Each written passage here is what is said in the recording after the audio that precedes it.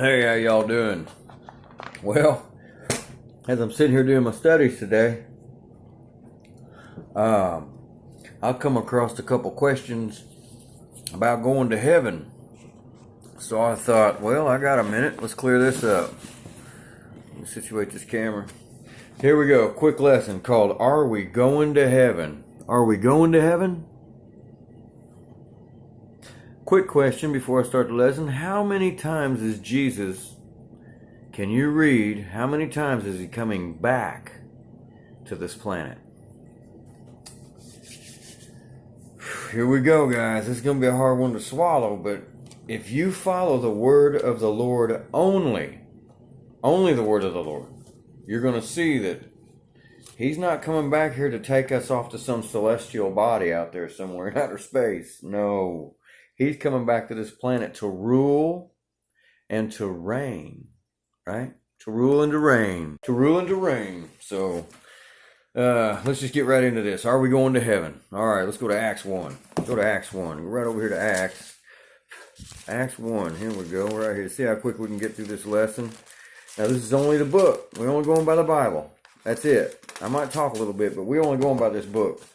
All right, Acts 1, I'm going to start reading at verse 9. It says, And when he had spoken these things, while they beheld, in other words, while they looked at him, he was taken up, and a cloud received him out of their sight. This is Jesus we're talking about. And while they looked steadfastly toward heaven, so they're standing there going, just staring off into the clouds because they can't even see him anymore. It says the cloud received him, right? So he's gone. It says a cloud received him out of their sight, right? So they're just standing there staring off into heaven. Check this out.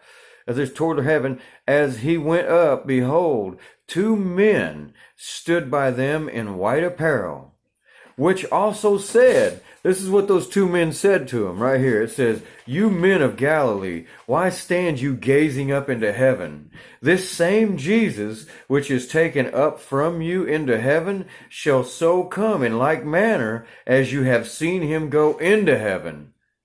So the angels came and said, the same way that they seen Jesus go up into heaven, that's exactly how he's going to return, right? Let's go to Mark 13. Mark 13, where's Mark at? Back up here to Mark.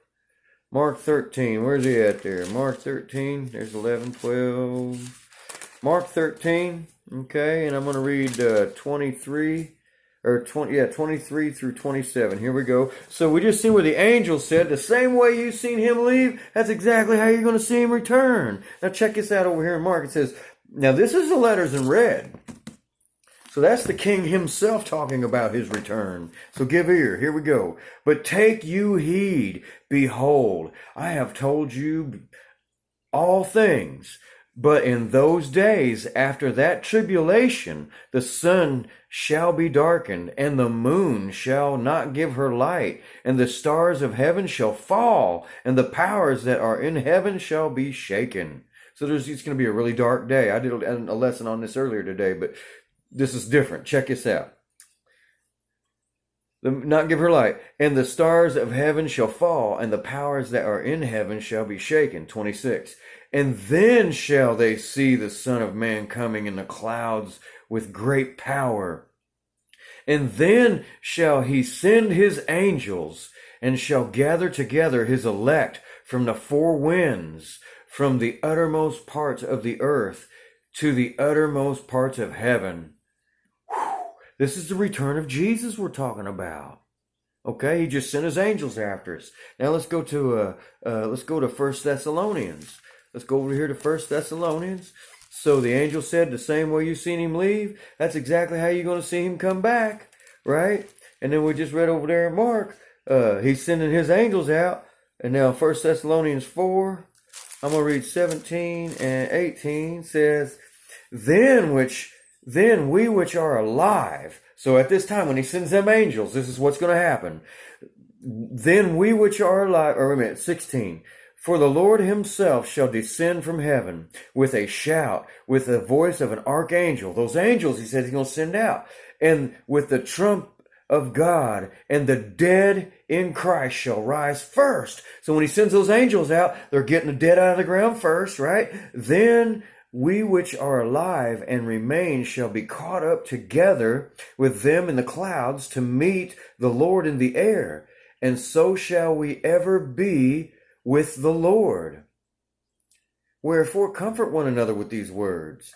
That's exactly what we're supposed to do. So wherever the Lord's going to be, that's where we're going to be whenever he returns. So we've seen over there in Acts, he's going to return. And in Mark, it said, it says that at his return, he's going to send out his angels to gather the saints. That's us, those that believe. And then right here in 1 Thessalonians, we see how he's going to go about doing it. He's going to take the dead first, and then the alive that believe, all of us that believe, we're all going to be caught up into the air. And forever, wherever he's going to be, that's where we're going to be with him. So let's go over here to Isaiah 66 and see exactly where he's going to be, or the attitude he's going to have whenever he returns. There you go. Let's go see the attitude he's going to have when he returns that we've been reading about. Isaiah 66. So he's coming back, guys. He really is. He's coming back. And it says whenever he comes back, the angels stood there in Acts and said, look, the same way you've seen him leave, that's exactly how he's going to return. Well, how did he leave? He was talking to the fellas there, giving them some encouraging words, and then all of a sudden he started being beamed up into the clouds, man. That's what the Bible says, okay? He's being beamed up into the clouds, okay? And then as he disappears into the clouds, the angels say, what are you doing gazing into heaven like this? The same way you've seen him leave, that's exactly how he's going to return. And then we go over there to Mark, and we see that as he's returning in the clouds of glory, right? He's sending the angels out to gather all the saints. The same way that we've seen him leave, that's exactly how he's returning. And then we go over there to 1 Thessalonians, and we see that, I'm losing my track now. We go over here to 1 Thessalonians. Okay, let me look at this. And we see that how it's going to happen. The dead and then the alive, we're going to be caught up in the air. And then the book even says here, it says, to meet the Lord in the air. And so shall we ever be with the Lord. Nothing can take us away from Jesus from that point on, if you make that first resurrection. Okay? Nothing. It says it right there. So shall we ever be with the Lord. Right? Now check this out over in Isaiah. This is the attitude he's going to have whenever he returns. Okay? For behold, the Lord will come with fire and with his chariots like a whirlwind to render his anger with fury and his rebuke with flames of fire. For by fire and by his sword will the Lord plead with all flesh, and the slain of the Lord shall be many. That's right. The Lord's coming back to slay people, the devil, the angels, those third angels that went with the devil. Okay? Now let's go see where he's going when he returns to do that. Where is he going to set his government up to judge these matters? Let's go over here to Zechariah. Go over here to Zechariah 14. We're going to see exactly where he's going to set his kingdom up.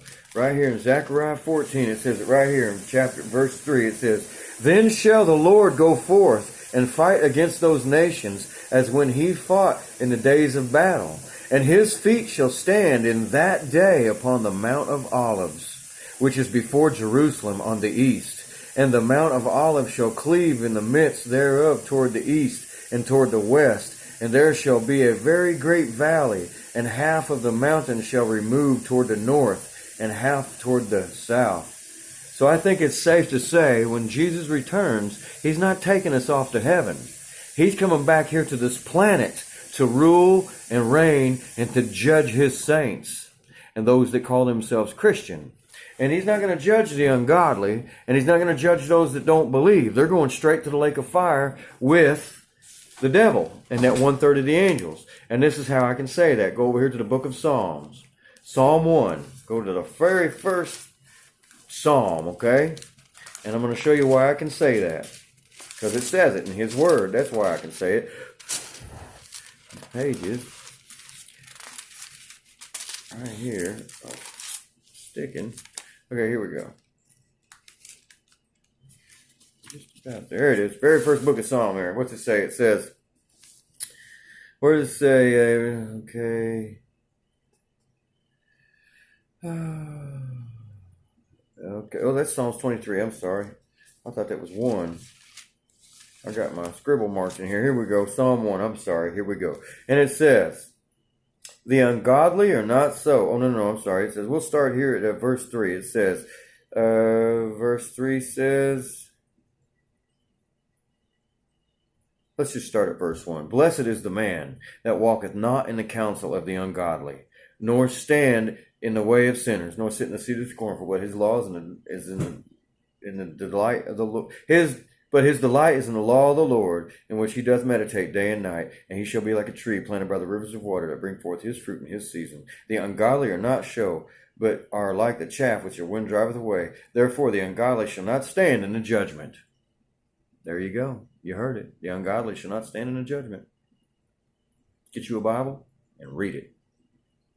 Because we're not going to heaven. We're going to meet him in the heaven, but we're coming right back down to this planet with our